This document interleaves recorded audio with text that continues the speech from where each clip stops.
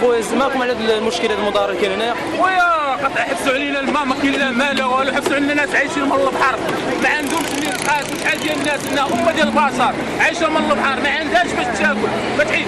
زائد دابا هما حبسوا علينا ما شهرين، السيده ماتت ما لقاوش باش يغسلوها وداك الشيء.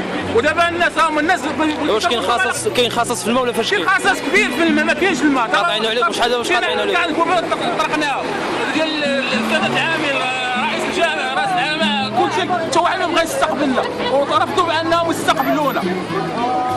شنو دابا المطالبه ديالكم انتم كطالب؟ المطالبه ديالنا بسيطه، ما حنا ما باغيين لا صداع لا مشاكل، ماشي ديال الصداع ماشي ديال المشاكل، حاجه وحده حاجه بسيطه واي مواطن، حنا مواطنين مغاربه، حنا باغيين حاجه بسيطه هو الماء، يعطيونا الماء صافي، حنا ما باغيين لا صداع لا فوضى لا والو. كما كتشوفوا ناس مريضه ما كتبقاش باش تشرب الماء، وناس ما عندهاش باش تجي للحانوت باش تجيب سيدي على ولاد النداء حنا كنوجهوا للمسؤولين ورئيس جماعه القضاء